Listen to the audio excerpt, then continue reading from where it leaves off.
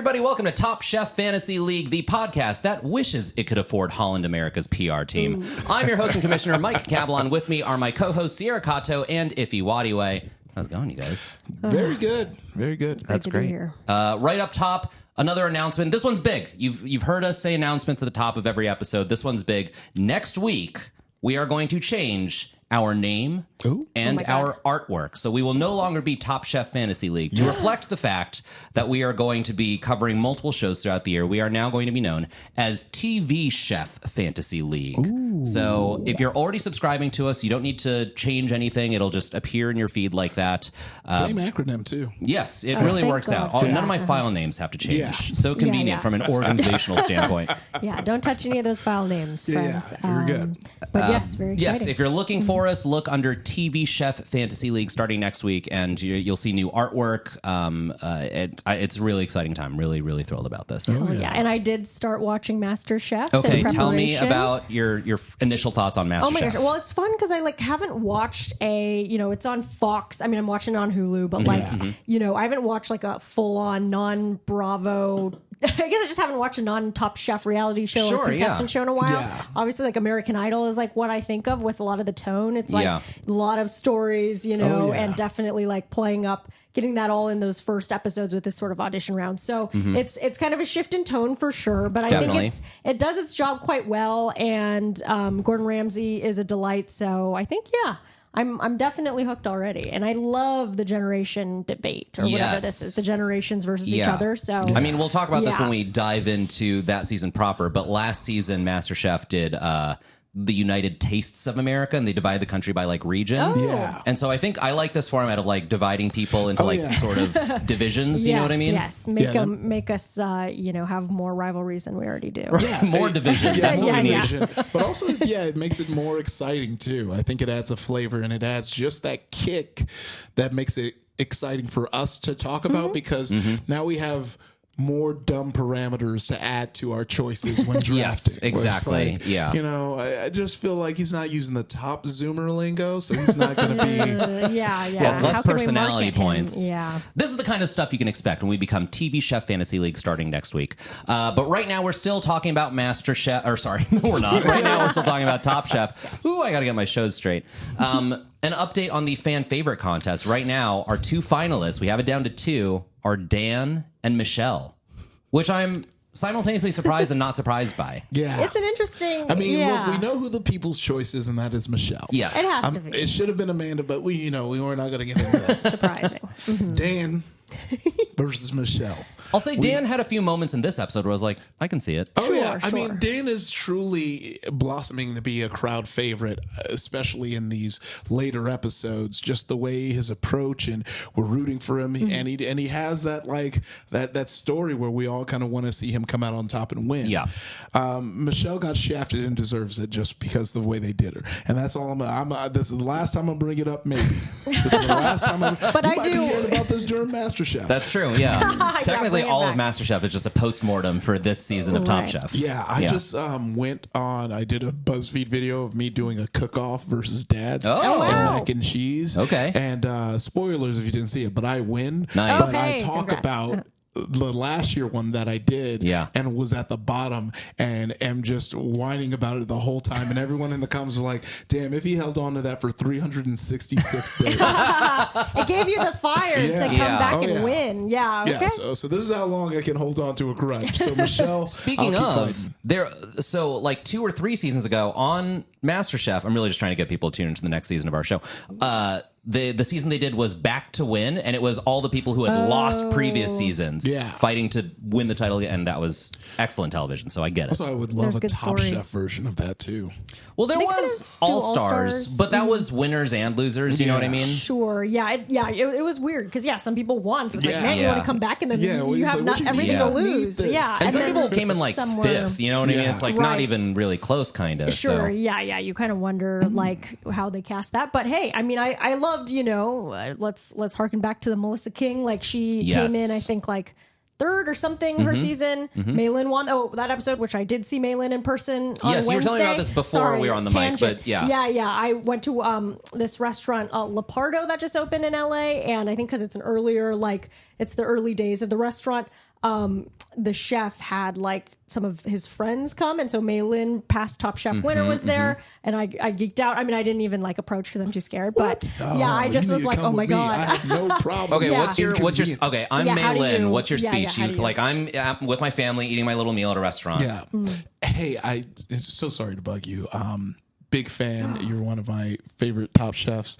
And I just wanted you to know that because it would kill me if I left without telling Oh my you. gosh, thank you so much. Yes, of course. That is really good. That's a That's a good. gentle approach. Yeah, you're Yeah. right. That Yeah. would have been great. And I have met her before, so I didn't want to be Okay, brag. too crazy. So we're kind of like it's best you again. friends. But no, but all to say, Melissa King lost her season, but then came back in All Stars, like Superstars or whatever, Yeah. and won it all. So yeah, there are some great comeback stories, and maybe Michelle will be one in the future. Melissa Yes. King was the first person I ever saw get into an Alto. You know what I'm talking about? The like rideshare service. Oh, There's like a yeah. fancy rideshare service Oh, called Alto where it's like it costs 1,000,000 times more than Uber. Yes. But it's like the drivers are like not crazy people and the cars are like clean. Like that's kind of yeah. the only thing that Well, makes it then what different. about like Uber Black? Can't you just get like a Uber Lux or whatever? Lyft Lux? I think it's like I think the division is that everything in Alto is owned by Alto. It's Yeah. not outsourced like really. a driving service. Yes, that's it's like a professional. privatized Okay. taxi basically. Yeah. And the first time I ever saw one pull up, I saw Melissa King walk out of a building, walk in, and I was like, oh,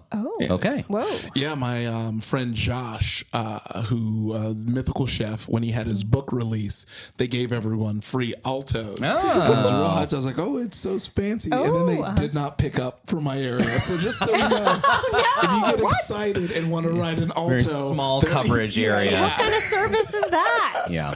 They're professional drivers. They should be able to drive anywhere. Yeah, exactly. You would think.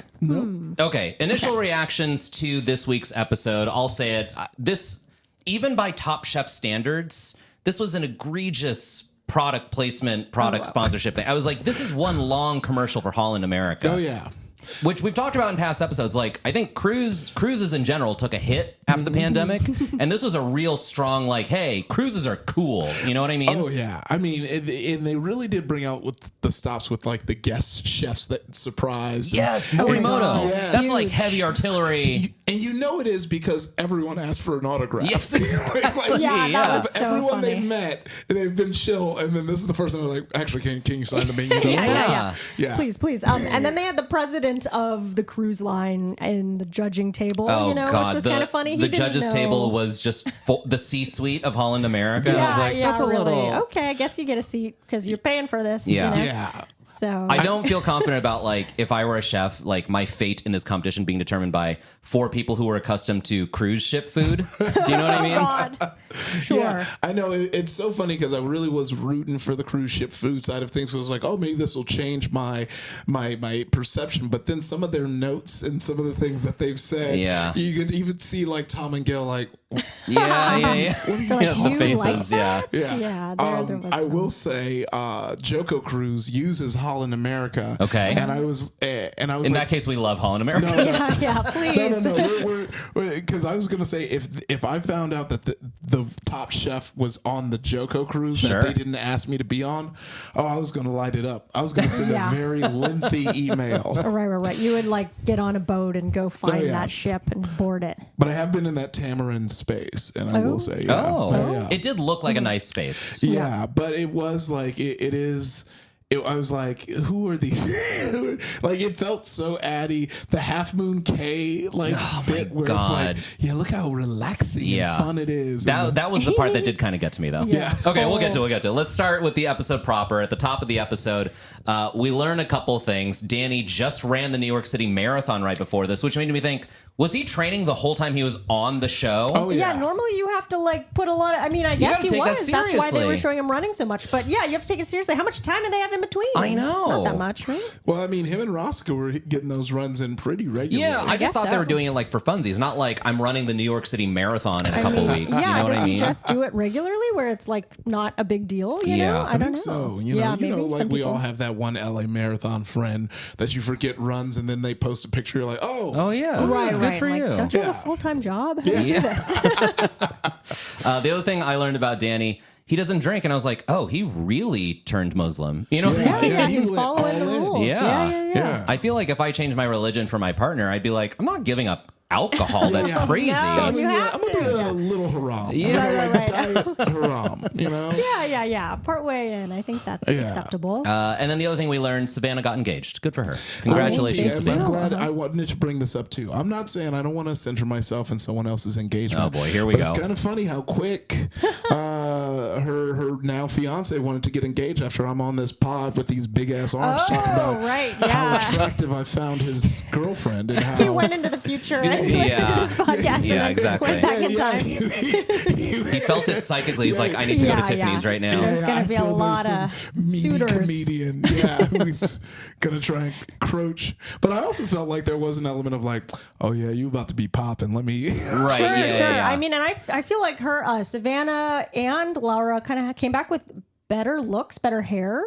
Oh, There was some interesting. hairstylings. Okay. You know, maybe they just kind of went back and touched up the highlights, or Sure. Savannah might have darkened her hair. I don't know, but they both look great. I think maybe also just wearing jewelry, whatever they were doing. But I felt like, hey, they really glowed up a little bit in whatever time, you know. Yeah. So, you know, maybe It could also that's just be fine. like the vibes of being in the Caribbean. You know what I mean? We're just Sure, like, it yeah. just makes everyone look a little sunnier. vivacious. Yeah. Exactly. Beautiful.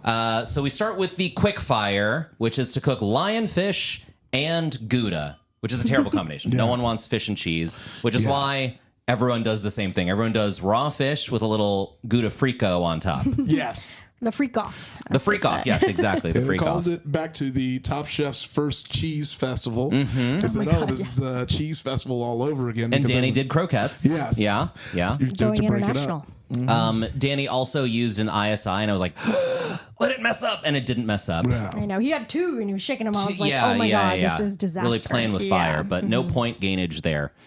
Savannah's the only one who did her homework or said on an air that she did her homework with Keshiena. She was like, I'm going to make the national dish of this place. Nice. Which I think is smart because I feel like there are sometimes... Top Chef always does the finale in like some cool place, and there are some people who get there and they're like, I didn't study the local cuisine here, which I feel like is a huge mistake. Oh, yeah, 100%. They're busy But running as a we know, marathon. they're gamers. They Yeah, they're watching. They're paying attention. Yes. She and her now fiance are, Yeah. full-in gamers. Good team. Yeah. I wonder if he's a chef too. Ooh, that I was wondering that too. Yeah. Or if he's just like a life coach who was like, I support you in your endeavors. Do you know what I mean? He's just a great boyfriend. Great boyfriend. Yeah, future now fiance. trophy Now husband. Yeah. Yeah, Ooh, that's yeah. exactly what it is. The quickfire winner was Dan, and he says it's his first quickfire win. Good for him. Yeah. Hell yeah. There's a lot to cover. We can just move on. We talk. Okay, this is when the commercial kind of starts. We introduce Holland America's Fresh Fish Program, port to plate in 48 hours. Which, by the way, I was like, I get why that is impressive because I understand how the world works. But I was like, it's a little ironic to be like, can you believe how fresh the fish on this boat is? And I'm like, the freshest thing would be if you just put fishermen on the back of the boat. that's Exactly. so That's what I was true. going to say. Yeah, you do kind of like kneecap yourself by being like fresh fish, 48 hours. Yeah, I'm like, that exactly. don't sound fresh. Yeah, Right. you're already on the water, dog. Yeah. Drop a net. Can you imagine if you went to a restaurant and was like market price 48 hours? You'd be like, ugh. Yeah, exactly. No, Yeah. that Today's catch, not 2 days ago's catch. The challenge, as we find out, is a group challenge, and it's to do an 8-course fish tasting menu. Every chef does 2 courses, each with a different fish and a different preparation style. Savannah gets to choose what kind of fish, what kind of preparation, and in a bit of foreshadowing, she says when she has too many options, it's a problem for her, and we'll see how that plays out later. The prize is $10,000 and a 10-day cruise from Holland America. Pretty generous prize, I think. Yeah. But first, they get 10 minutes and $100 a shop at the floating market, which, look, I'm sure there's an explanation, but I was like, it's on a dock. You're on land. I'm sure there is some long fabled history of it. It used to be a floating market. Right. Yeah. I was like, why call it the floating market when you're... Yeah, it doesn't quite evoke float, Yeah. but Yeah, exactly. it was near floating. Yeah, near floating adjacent. They get dinner with Chef Morimoto, who I wrote also knows how to take a paycheck. Hell yeah, we want him to get his bag as well. Yeah, look. Even though, listen, he's on. I have his like instant noodle ramen in my cabinet. Like, Ooh, that is it face good? is it's my favorite. I mean, I think I defer to my uncle who referred it to me, but yeah, he basically it's like a circular instant noodle, and then the Ooh. packet, and then they recommend that you boil it, not Sure. microwave it, of course. But Yeah. I mean, just that face, it is the precursor to a delicious ramen instant noodle. So Yeah. seeing Just his what you face want from makes me Chef salivate. Yeah. Masaharu Morimoto Yes, is instant instant noodles. noodles. Look, Yeah. I'm a big instant noodle head. I actually have the gamer noodles that only came out in Japan. What there. I'll in send the you- I'll world send are you- gamer Wow, noodles? is it send you- different than regular? There's caffeine in it. Oh my god! Oh, But don't worry, y'all are both going God. home with a cup Oh of my gamer noodles god. I'm shocked. imported from Japan. Are they like good. I'm picturing like whatever the Mountain Dew Code Red equivalent of noodles is. Do you know what I mean? Are they like Yeah. neon blue or something? No, they're regular. But Okay. what I like is they had the first one was the curry rice, which was great, and they chose curry rice and the yakisoba, which doesn't have that Okay. much broth. Sure. because it's the idea that you're supposed to be able to eat it while Wow. gaming. Oh yeah. It- it no time to tastes- sip during yeah. game. Oh yeah, no, you can slurp, but you don't want to get too much Interesting. spatter. Yeah. Take that broth That's out. actually the perfect gamer food because you don't need either hand. Once you get it in your mouth, you can just yeah. keep Oh, eating continuous. while you've got two 100%. two And you hands don't at full want to dexterity. spill and just destroy your whole system. 100%. Okay, gamer Sorry, noodles. oh, Can't yeah. wait. Thank you so much. My favorite quote from Morimoto I wrote down was "Tuna pizza. It's good because I made it." Which is like Hell yeah! when Fashion. you're the Iron Chef, you're allowed to Yeah. say shit like that. Yeah. One last shot for Laura to be a villain.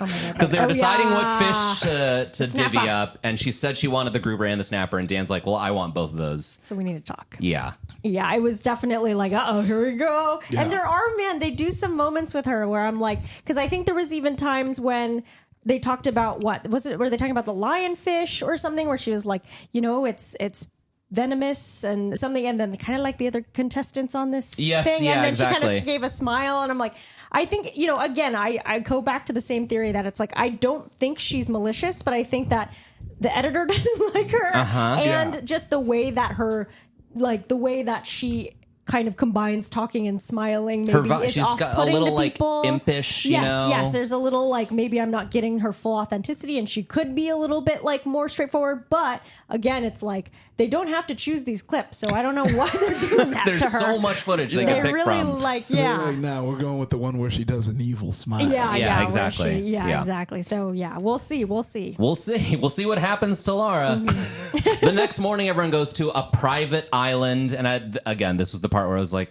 I'd take a Holland America cruise. I want to hang out with some stingrays. Oh, yeah. That looks cute. Very cool. Danny didn't want to hang out with the stingrays. Danny likes nature from a distance. Yeah, that was great. With this, speaking of the editors, the way that was edited, on point. Great job, y'all. We know you don't like Laura, but you also know how to capture those comedic moments. Yes. Sure. Yeah, exactly. It is good TV after all. Okay, let's dive into the dishes here. Let's break it out by Chef Teston. Let's talk about Savannah first. She had the first course with her raw salmon course. It was a fudomaki cured salmon roll. This Zoom is about to end. I'm so sorry to our producer, Val, who's probably going to get kicked off shortly. The salmon tartare on top, fried plantain, ginger dressing. Too big for Ed Lee's mouth. By the way, love seeing Ed Lee here. Oh yeah, he's always coming around in the finale, kind of, right? Yeah, Or yeah, when yeah. it's He's one of towards those. the end. He's one of those guys who I think has risen above Top Chef contestant. Just like he's a respected peer now. Yeah, Do you yeah. know what I mean? Oh yeah. Too big. Tom thought the sauce was too grainy. Later on, Savannah explains that she did strain it, but then put some back in, which is a little bit like she knows. Yeah, you know what I yeah, mean. and She's then- like, yeah, it's grainy. Yeah, And then she was like, I didn't have to say that or something. It was kind of funny. Like because I guess she felt regretful that she told him that she even put it back in. right. But I think it was, good self-awareness. Yeah. Yeah. What were you gonna say? Oh, I was gonna say, yeah. It always, I think the contestants get embarrassed, but in my opinion, I think it's always best to be completely honest because then they're like, I feel like, especially with Tom, he's like, okay, then you know what's wrong. It is Right. like whenever it's like for example, when we get to one where he's like, this is cooked. And he's like, yeah, I steamed. Yeah, that's right. He's like, yeah, it's cooked. He's like, how did you cook it? I was like, no one knows. I mean, y'all must have had great households growing up that no one knows when there's a Passive aggression. passive aggressive question Yeah. being asked. All these chefs had wonderful, Yeah. perfect nuclear families. Or just real straight shooter talkers, yeah, I guess. exactly. Yeah. Yeah, that's too funny. Savannah's fifth course was a little fish sandwich. She had a striped bass baguette, pepper kosho, ahi amarillo aioli. Ooh. She said as she was cooking, she felt like she had components, not a dish. She knows it's not her best showing. And sure enough, everyone said the fish was too small. It was too much bread. Nothing really wrong, but altogether, and we'll talk about this later. I kind of take umbrage with this. Everyone's like, it's kind of boring. And to me, I'm like, that's not bottom material. She is the only person. I might be getting ahead of myself here. She's the only. I know what you're saying. She's the only person who did not undercook Right, any of her royal, proteins, not and a she was on the big bottom. fuck And I'm up. like, you've got to be fucking kidding me. Yeah. Yeah, interesting. Like, I think it's them picking like somebody had a great dish over a mild like I know. consistency, right? Which is kind of like it's a way I think that judges often judge in the show, which is like there is that sort of emotional component of like if you really swept me off my feet, I'm gonna forget that you like slapped me earlier. You know? Yeah. But I mean, yes, I know what you mean, and I don't disagree that that's what's happening. But I'm like, one of the core tenets of any cooking show is you can't undercook your protein. Yeah. Sure. So I don't know how she ended up on the bottom with like boring dishes. Do you know what I mean? Yeah. Yeah, I mean, I was wondering too, like what exactly.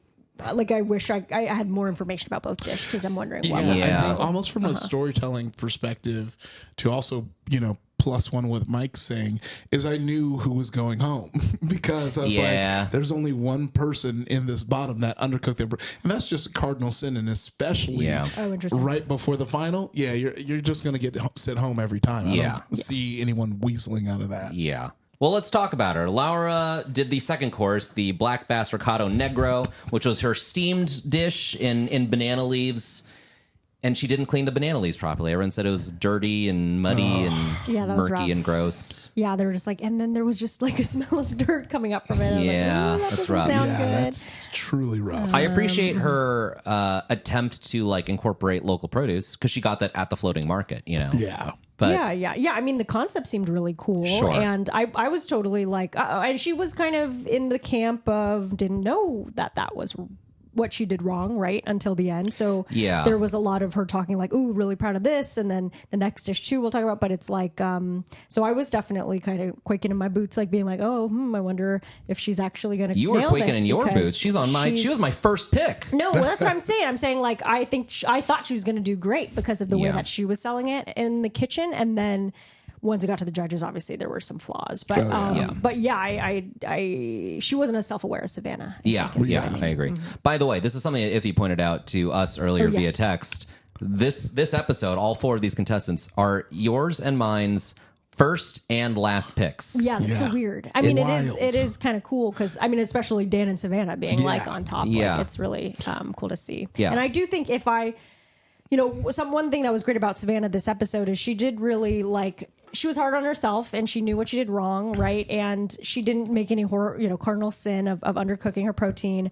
And I do think like if we weren't doing teams, I would probably be rooting for her because I think her story is most interesting at this point of kind of underdog to like improving and really learning how to play this game, Oh, yeah.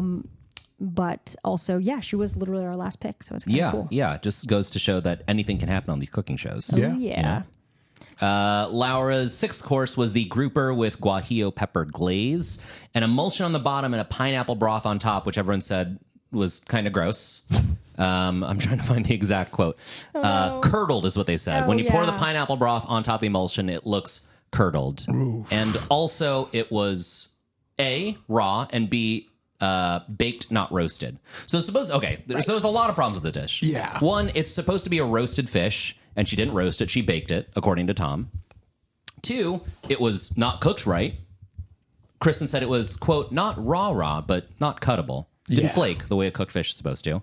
And three, it was gross. It looked curdled. Yeah. So I understand why she is on the bottom.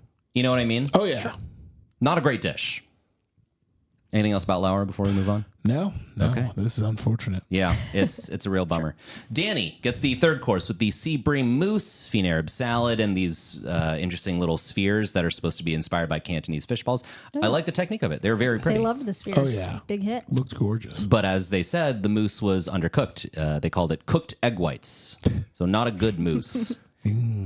Which there's a reason we don't really make fish mousse anymore. It's not. Yeah. I couldn't. I don't know if I've ever even had that, so I couldn't really picture what it was supposed to be like. It feels like the kind of dish they serve at like Musso and Frank's. You know what I mean? Okay, When they're that's like, here's cool. like jellied consomme, and it's like, I'm sure we ate this in the Sure. 20s, but it's not really. Yeah. We can do better things now. Yeah, we've evolved past this Right. culinary dish. Yeah. But the way that Tom described it at the judges' table, where he was like, "Well, it condensated or whatever, like Yeah, the yeah, water, condensation, and then yeah. that dripped back in." So it was like, I guess it kind of just definitely texture was off. Did it also undercook, or was it just that the texture was off? It was both. I mean, I don't think under is the proper terminology, but it wasn't cooked properly. Right. Yeah. It wasn't And this is what I properly. mean is that it's like Danny, we'll get to it, but he wins, and I'm like, how? Sure. He messed up. You But say they you're love gonna the make a spheres. mousse. They love the spheres. Who gives a shit? It's not a sphere dish. It's a fish dish. And he's like, Sure. the thing The is a sphere fish course. mousse, and the fish mousse isn't mousse. Then what's the feel like- issue Yes. here? I Yeah, think interesting. the thing here is they would much rather have someone fuck it up and make something phenomenal that wins than the someone who just didn't fuck up win. It's like, this was boring, but you didn't fuck up, so you win the challenge. I think that's the way they went with that one. Yeah, I'm just saying I'm not even saying Savannah deserved to win. I'm saying Savannah didn't deserve to be on the bottom. Fair enough. Crazy to me. Sure. Because everyone else fucked up the core component of whatever that course was. Fish mousse wasn't fish mousse. That's bottom behavior to Yeah. me. That is certainly not winning behavior to me. But everyone also loved his next dish, which is the seventh course, the smoked rainbow trout with a hazelnut lemon relish. Kristen called it a, quote, nearly perfect dish. Wow. So I guess, okay, sure. Yeah. But if you've got one high and one low, that evens out to being in the middle to me. Yeah. That's not winning material. Having no undercooked proteins is winning material to me. I feel like they also are judging it based on like, I think they're like, okay, we're towards the end here. So even if you don't fuck up, like what you're saying, it's like, we'd rather you take a swing and then like miss maybe. Cause it's like, we want a wow chef rather than, I don't know. Yeah, I think you're on the money. They'd rather go for this splashy, very exciting thing, even if you fuck up, because you're taking swings.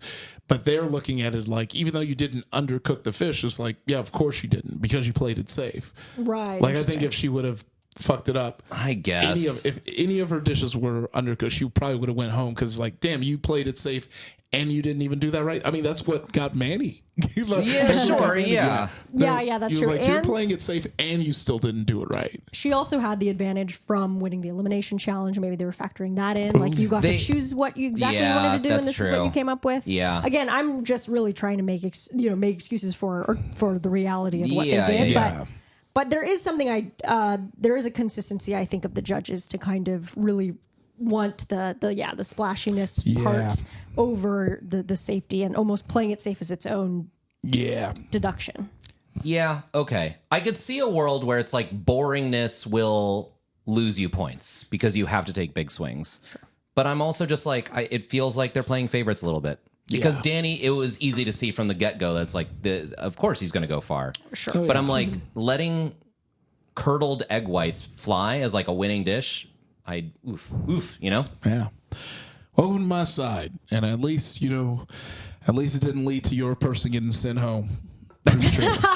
Even though true. I don't want to speak ill of the eliminated, but I don't know how well Michelle would have done in this. I think the 4 that are here are the 4 that it was going to be. Interesting. Like, I think the 4 that are here are like... You don't feel like in a separate universe, Rosca could have made it through to the finals? Oh, I definitely think so. But I mean, like... That is so far that to kind of play those mind games doesn't make sense. But I think it's a very easy math to be like, if Manny didn't go here, we can surmise how far Michelle would make it, because that's only like 2 eliminations ago. Yeah. And I think it would have just kind of shook out the same way. Like, I think it's negligible. Like, either it was going to go like it did Michelle, Danny, not Danny, Michelle, Manny, and then we're here, or it was going to be Manny, Michelle, and then we're here. Right. Yeah, I know what you mean. A fun thought experiment. Yeah. We do have one more contestant to talk about, and that's Dan. He did the fourth course with a poached dorada with coconut and turmeric and a yuca fritter that looked gross. Dan presented his dish by saying, I haven't cooked this since like 2005. And Tom said he still hasn't. That was funny. That was funny. That's a pretty He still sick hasn't burn. cooked it. Yeah. Tom still got Brutal. it. Yeah. And Tom always getting that raw fish. He's always getting that plate in front of him. I'm telling you. Because some other people, it was fine, I guess. Behind the scenes is making sure it's in front of Tom, but it does. Pretty smart. I want to see Tom do like a Comedy Central roast. You know what I mean? I think he could come up with some sick zingers if you really gave him the assignment. What if they did? Yeah, they should do like a Bravo roast. You know? Yeah. I think they could. I can't imagine that a together. single person on the Bravo network who would take it well. If it's But like, they're constantly taking that. So I feel like if any, like, it's just another day of work for them. You know? I guess. I don't know. I'm not a huge. I feel don't like watch if a ton, see, I watch a little bit of Bravo, and I feel like if it was, the Bravo roast of fucking Dorinda Medley or whatever, it's like it would not go well. Okay, there would be murder that night. But great television. Great television.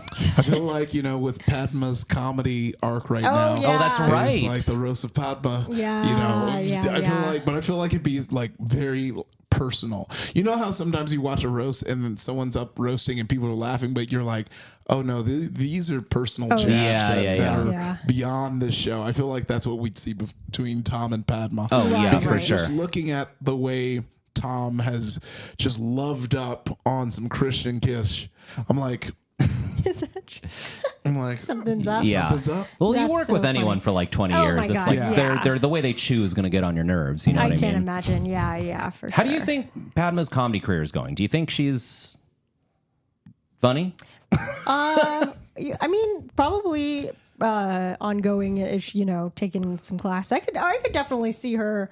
Like, I feel like there's a thing too where she would just have to have some good person, a confidant, somebody that knows her well to like kind of help her get an angle on like how she would be funny. Because it's such a specific, she's already famous, she's gorgeous. Yeah. She has this whole career. I Like, was gonna say, if even a non famous Padma who looked like Padma came into UCB, there's a certain track people go. Either you're pushed out by the women and then creeped out by the dudes, or you're so funny that you're undeniable, like Lisa Gilroy. Yes, sure. Because And Lisa then Gilroy is just unbelievable, and she's my friend, so I'm not being weird, but just like It's not weird for me to call my friend hot. I know Don't her. be and- weird about it. It's not. But No, yes, I know. that's a good point. It's either you rocket to stardom, right. Yeah. You know what I mean? Like I'm sure, like Kristen Wiig came into the Groundlings, people were like, "Who's this?" You know what I mean? Oh, Yes. Like or you're just like, these people are fucking weird. I'm gonna go be an accountant. Oh yeah. right, or a model. Right? Yes. Yeah. But yeah, no, I mean, I think that's exactly true. Where it's like, well, they already are ready for TV, so put her on screen any moment. But yeah, it's the can you withstand the sort of societal stuff, I guess. Yeah. Okay, where were we? Dan's eighth course was a blackened snapper with butter poached potatoes, a mandarin, butter sauce, and dill oil. He added, I wrote this down, he added Terlato wine to his butter sauce, which is a hearkening back to the olden days of Top Chef when every meal was served with Terlato wine. Oh. And this is sort of a thing in the fandom of Top Chef. No one's ever had Terlato wine. I defy you to find me a Terlato wine today. Anywhere in LA. We live in LA. Find me a Terlato wine. You can't. I'm not gonna even hold you. That's the first time I heard of Terlato wine in the first place. Yeah, I was surprised that he mentioned it by name because that makes me feel like they're still kind of sponsoring the show, even though we haven't heard the name in a couple seasons. Yeah, they got beaten down by Saratoga, but they get like you get like one soundbite per season. This is one of the bits where I was like, oh, I get why he's in the fan favorite. Gail said, why so stingy with the mandarin oranges? And Dan went, man, you ever try to Supreme mandarin oranges?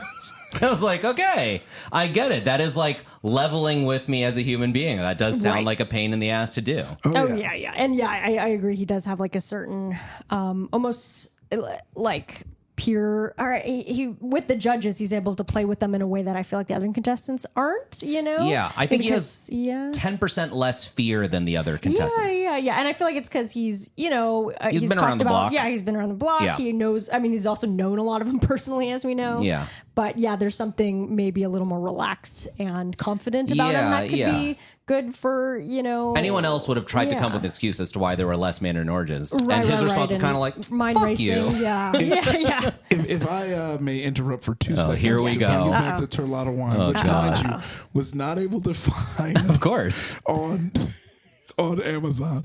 But, a wine that is often mentioned by name, hailed on Top Chef. I challenge you to try and guess what you think a 2019 bottle of Terlato Pinot Grigio cost. On Amazon.com. No, this is on TotalWine.com. It's a little cheaper then. Yeah, Well, okay, when you said sorry, Amazon, I forgot we had some real drinkers in the building. when you, I You get the literally Total Wine deal. What about the membership discount?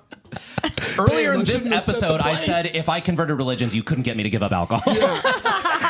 Right. Okay, when I thought it was on Amazon, I was like, oh, that means one reseller is holding on to it and it's like $400. But when you said TotalWine.com, like, no. I'm going to go with $13.95. Oh, close. Wow. $9.99. Further, direction. 1797. Oh, okay. I was thinking maybe, 1797. yeah, that's good. And if you don't drink wine and you're kind of lost, a 1797 wine. Look, also there are some good cheap wines, but it does not bode well for me that this wine that is name checked in such a way. Yeah.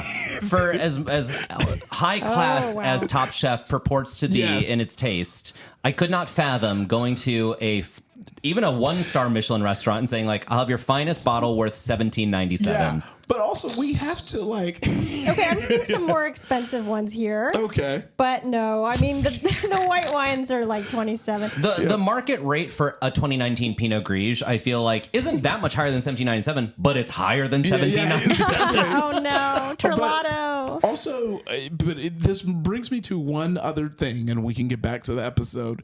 Between Terlato and Saratoga, which I've tried to walk in and buy, mind you, you can't even go into a Whole Foods, one of the other biggest Right. sponsors, and walk in and find a bottle of Saratoga water.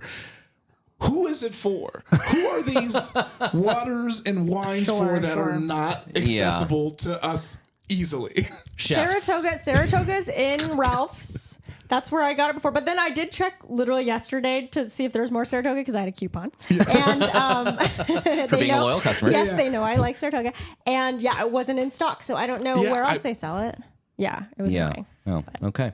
Tell us. Yeah, send us free bottles. Send us free bottles. Send us free anything. We'll take know. anything. Come Again, on. I really want a BMW X5. Saratoga, too. you liked the clip and you did not send a my drink. God. That's I talked- right. The I nerve. talked about hop water once on a podcast I did with Matt Apodaca that was like a fourth as popular as this, and they sent that hot water to me. shit. a Wow. whole How is case. hop water? great. It's really good. If you like kind of like those IPA hoppy notes, a little more metal. Yeah. it's really good. I'd try it. Yeah. tried Do you see what I did there? I just tried to get us. Yeah. I think I tried the Lagunitas one and it was really Oh, good. the Lagunitas Okay. one Water? is Yeah, really- I liked that one. That Uh-huh. one I think makes the best attempt to make like a massive appeal Okay, to yes. it. And I feel like the other hot waters is like either you like it or More don't. and more. Because hop water is separate from non-alcoholic beer.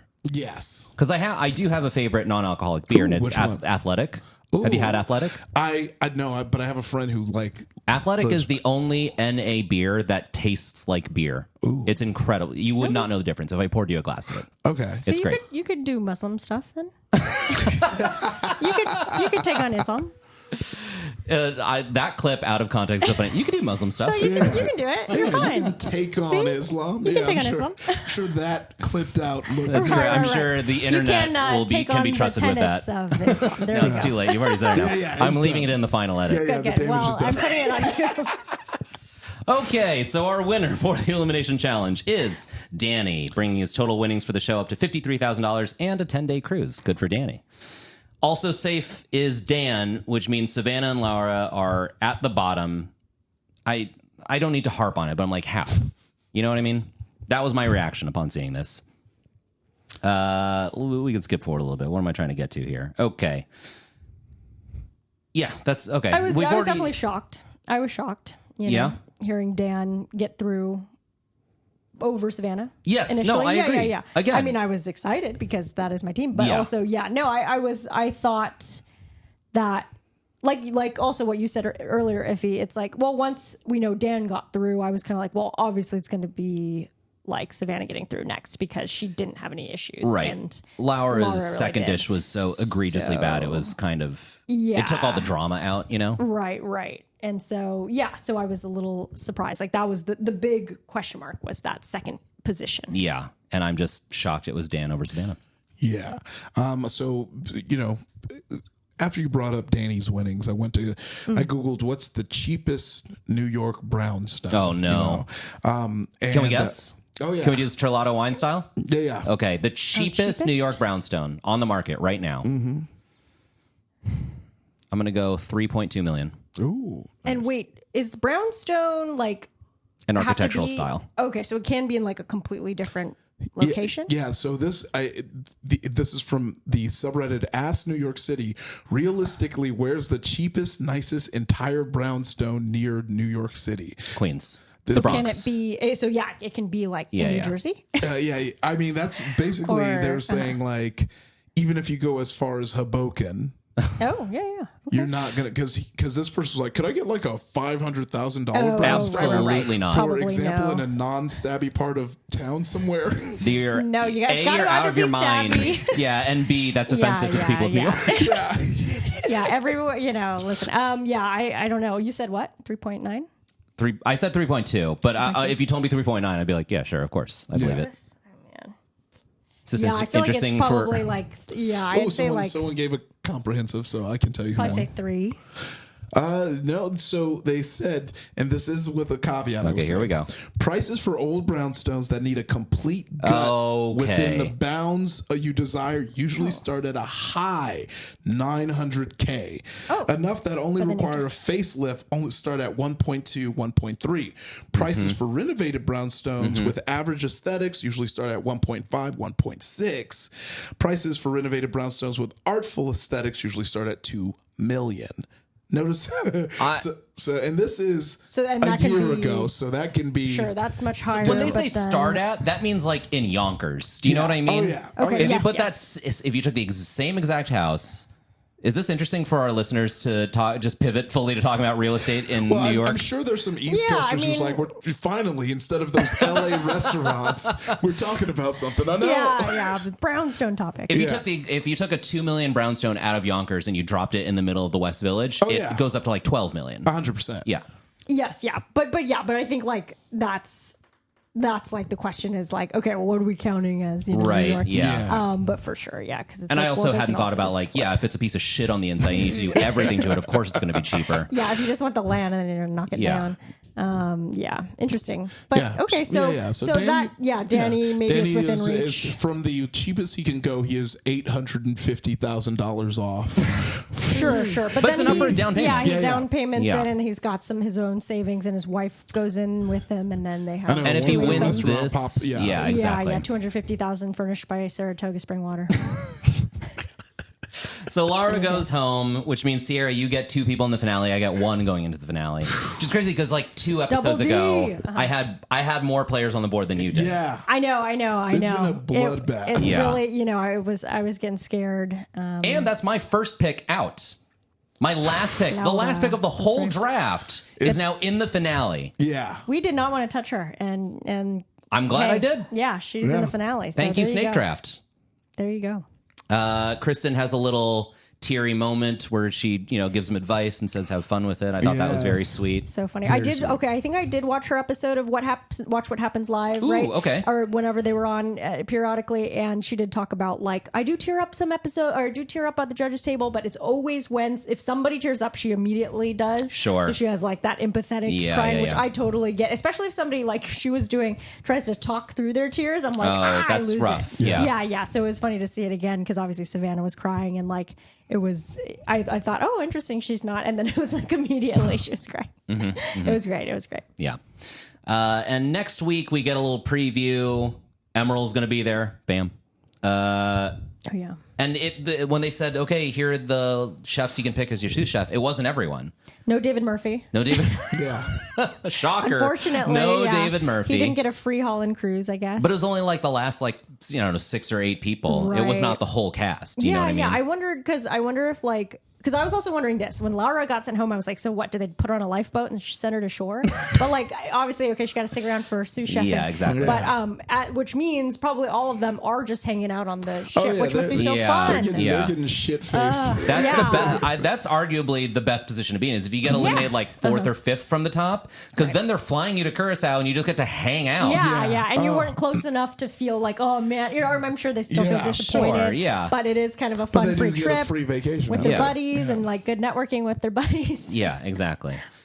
In this preview, it did look like I could see who the sous chefs were going to be in the next episode, but I won't count those points until we get there. Okay. It did look like Iffy, you're going to get some points in the next episode. Probably not enough to beat what's about to happen. Well, you never know. Hey, if all of mine just fuck up like 19 ISIs. Right, yeah. I know and they just drain me They to zero. just make pure Every 8 time courses they- of risotto and they're all messed up. Why is this episode 50 hours long? But I did see a Demanda reunion. Yes, Very yeah. cute, very cool. I did catch Danny throwing something away in the preview for next week, which is that terrifying looks for like you. he's always doing something. And there's always some panic with him, I feel. So that's not a good sign. But we'll see. Okay. Let's do our points breakdown. As a reminder, you can find our scoring rules on our Instagram at Top Chef Fantasy League. There were no quickfire favorites this time, just a winner, and that was Dan. That's 1 point. Similarly, no judges table, just a winner. That was Danny for 2 points. Sierra, Dan, and Danny up at the top. Oh, yeah. Going into the finale, I'll count the points here, are Dan, Danny, and Savannah. That is 5 points each, which means, as of right now, which means in this episode, Iffy, you gain 0 points. I don't know why I led with that. I didn't have to say that. It feels like I'm being unnecessarily cruel. I don't know, but it was funny. So In his own house. I'll allow it. In his own house. I gain 5 points thanks to Savannah. Sierra, you gain 13 points. Shocking. Yeah, I mean, those finals points really. The finals really rocketed you up there. The note I wrote down under that was just fuck in all caps because now you effectively win. There is no real way for me to catch up to you. As of right now, our leaderboard, which again could change next week, if you're at 20.5 points, I'm at 48.25. You're at 61.25.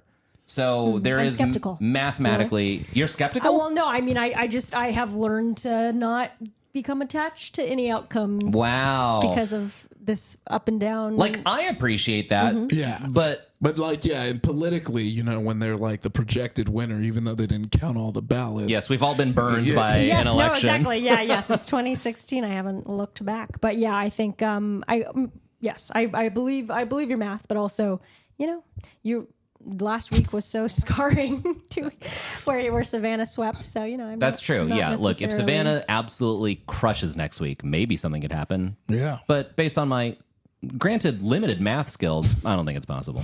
We'll see what happens. We'll see what happens next week. Hey, if you have any thoughts or suggestions, drop us a line on Instagram at Top Chef Fantasy League. If you're doing your own Top Chef Fantasy League, check in. Let us know how you're doing. April, shout out to you. You actually did let us know how you were doing. Or actually, I don't know which team was yours, but there were 2 out of 3 teams who were absolutely destroying the third team. I hope you're not the third team in your own league. Yeah. Everyone's a winner. Don't be the iffy in your league. Thanks again to my co-hosts here, Kato and Iffy Wadiwe. Next week, we become TV Chef Fantasy League. Start catching up on MasterChef now. Wednesdays on Fox. And that's it. Thanks for listening. Thanks for listening. Bye-bye. Top Chef Fantasy League is hosted and produced by Mike Cablon, Sierra Kato, and Iffy Wadiwe. Our theme song is composed by Dylan Van Auken. Follow us on Instagram and YouTube at Top Chef Fantasy League.